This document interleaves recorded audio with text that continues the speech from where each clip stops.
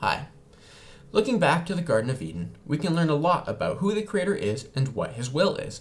Therefore, I would like to dedicate this video to studying what the world was like before evil became relevant. What can we read into the character of the Most High? What does this say about His character? What is His actual character? Therefore, I will begin by going back to the very beginning. Genesis 1. In the beginning, our Creator establishes order. He establishes purpose for mankind. He establishes what is good and what is very good. By knowing what is good and very good, we can see a glimpse of His character. Genesis 1. And God, saying it's Elohim, but we'll go with God for the moment. And God said, "Let there be light." And there was light. And God saw that the light was good. First, He establishes what that light is good. Or it could be called knowledge, understanding, the ability to perceive. This includes the physical world, literal light, but could also be considered to be knowledge of righteousness, His Torah. Proverbs 6, verse 23. For the mitzvah, commandment, is a lamp, Torah. His law is light, and reproofs that discipline are the way to life. Isaiah 8, verse 20. To the law and to the testimony, law is Torah. If they speak not according to this word, it is because there is no light in them. In the beginning, the Most High established that harmony to perceive truth, both physically and in the form of His law. He established His law. Then He established the formation of earth. He established the firmament, the waters, and the plants, and He called them all good. Then He established time. He established order, signs, and seasons.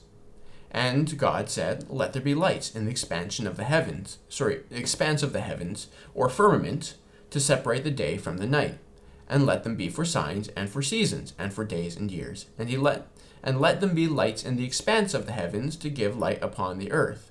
So I think the word here is actually Shemaiah, where it is usually Rakia. But anyways, typically that's a physical thing, but I digress. The Most High established order, as well as the ability to perceive what His order is, and He called it good. Then the Most High created life, and as in all those who have the breath of life.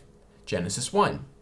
And to every beast of the earth, and to every bird of the heavens, and to everything that creeps on the earth, everything that has the breath of life, I have given every green plant for food.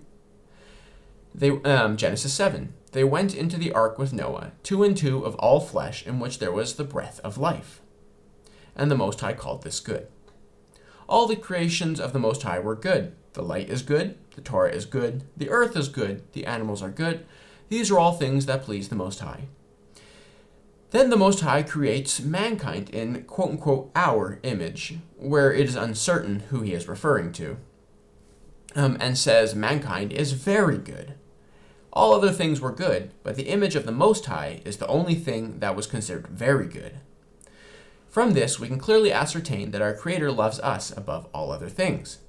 And these other things are good, but the image bearers of the Most High exceed all of these things. Both male and female are mentioned. Both were made in the Most High's image, and both are very good. The Most High loves both the male and the female. Then the Most High established that it is good that His image bearers multiply and subdue the earth, to have dominion over all things. But He also gave a restriction on this. It was not appointed to eat these creatures, but instead to eat of the plants that He created. The dominion of mankind was given to rule and subdue without the shedding of the blood of His creatures. Finally, following the 6 days of creating, He rested and established that day as set apart. Notice that the day itself was set apart, and not a specific people to keep it. People keeping it is a byproduct of the setting apart of the day, rather than the day being kept due to the needs of the people. Going into Genesis 2, we are quickly presented with a verse that is a neutral tone. When no bush of the field was yet in the land, and no small plant of the field had yet sprung up, for the Lord God had not caused it to rain on the land. Lord is Yahuwah, and God is Elohim. There was no man to work the ground, and a mist was going up from the land and was watering the whole face of the ground. Then Yahuwah Elohim formed the man of dust from the ground and breathed into his nostrils the breath of life, and man became a living creature. Genesis 1 made an emphasis on promoting what was good in the Most High's sight. The purpose of Genesis was, at least to a significant degree, to give us a lesson on what pleases the Most High. The verses above, however, are simply a historical record. There is no emotion attached to them. Verses 5 and 6 describe the circumstances. Verse 7 describes what the Most High did. We could potentially infer that Adam was placed to work the ground, but it is not directly stated. This is where we need to be very careful, however. Just because they are connected does not always mean that the reason is implied. Verse 5 says that small plants of the field could not appear without man to work the ground. This implies that the intent is for mankind to work the whole earth and not only the Garden of Eden. We need to be very careful with this, however, as it is not directly stated. Nevertheless, it is stated in Genesis 1 that mankind should subdue the earth and not simply the Garden of Eden, so we can be sure this is true. Verses 8 and 9, however, say that the Garden of Eden was specifically planted with every beautiful and edible plant available to Adam.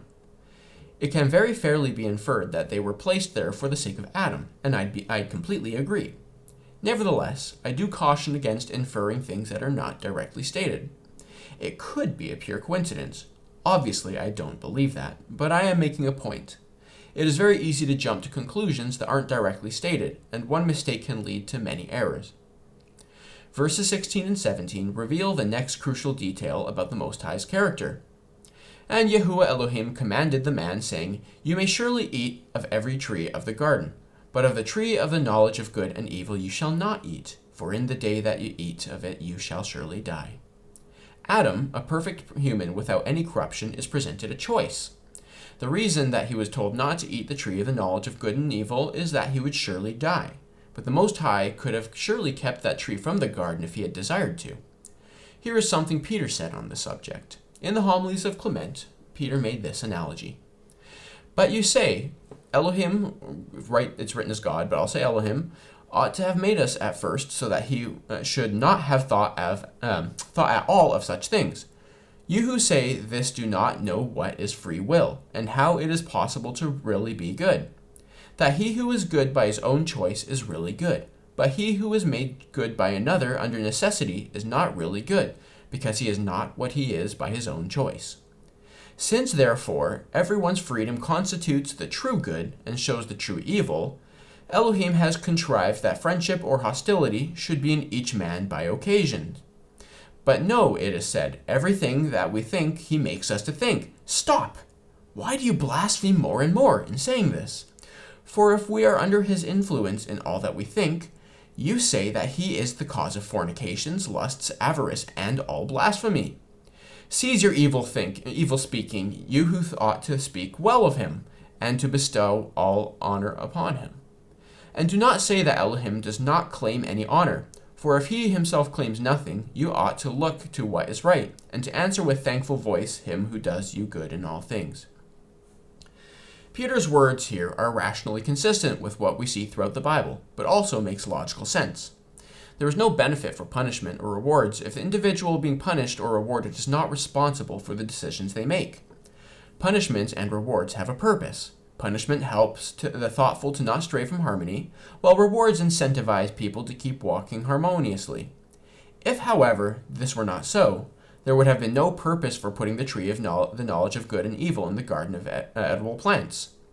So we can see from the tree of the knowledge of good and evil that the Creator is just, and that he allows us to be good or evil based on our personal choices. Then the Most High said that it is not good for man to be alone. Therefore, he will make Adam a helpmeet suitable for him. This is a peculiar statement, being that it is the first time the Most High said something is not good. We can take two things from this statement, however. Firstly, Adam was created to tend the garden, regardless of having a helper. Secondly, the purpose of Eve was to be his helper. If we believe Genesis 2, then man's focus should be on tending to the world, but should not willingly abstain from a wife. A woman, however, should not willingly abstain from a husband, and should not seek to subdue the world without him. Adam's first focus was the garden, but it was not good to be without a wife. Eve's first focus was Adam, and to seek a life separate from him is to go against her very existence. Genesis 1. The man gave names to all the livestock and to the birds of the heavens and to every beast of the field. But for Adam there was not found a helper fit for him. So Yahweh Elohim caused a deep sleep to fall upon the man, and while he slept took one of his ribs and closed up its place with flesh. And the rib that Yahweh Elohim had taken from the man he made into a woman and brought her to the man. Then the man said, This at last is bone of my bones and flesh of my flesh. She shall be called woman because she was taken out of man. Therefore a man shall leave his father and his mother and hold fast to his wife, and they shall become one flesh. And the man and his wife were both naked and were not ashamed. There is a very strong point being made when it was written that no adequate helper was found for Adam among all the beasts, and so Eve was taken from his own body. One apart from Adam is not suitable, but one from him is destined to be part of him. Apart they are incomplete, but together they are whole. Adam, having named all of the beasts, would have certainly known what their characters are. Only one from his own body was a suitable helper, however. Neither of them were suitable to be apart, however, as verse 22 commands that a man shall leave his father and mother to hold fast to his wife, for the simple reason that Eve was taken from Adam. With these words in mind, any doctrine that opposes the need for a man to join to his wife and a wife to join to her husband is doctrine that opposes the Most High. For this is what was written, that the Most High called good. When we later look at other scriptures, we should always keep in mind what the Most High truly considers good. There are various contradictions within the scriptures, so it is crucial that we always remember what the Most High already told us about his preferences. Here is what Peter had to say on this subject in the homilies of Clement. Firstly, Simon says, First confess that if the things written against the Creator are true, he is not above all, since according to the scriptures he is subject to all evil. Then afterwards we shall inquire as to the writer. Then said Peter, That I may not seem to speak against your want of order through unwillingness to enter upon the investigation, I answer you. I say that if the things written against Elohim are true, they do not show that the Most High is wicked. Then said Simon, How can you maintain that? Then said Peter, Because things are written opposite to those saying which speak evil of him, wherefore neither the one or the other can be confirmed. Then Simon, How then is the truth to be ascertained, of the scriptures that say he is evil, or of those who say he is good?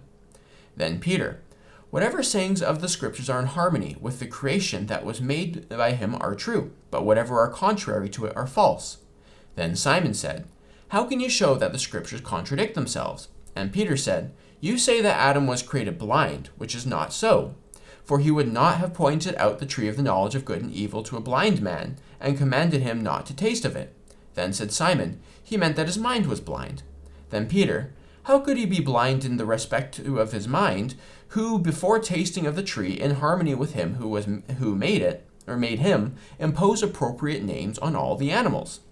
Then Simon, If Adam had foreknowledge, how did he not foreknow that the serpent would deceive his wife?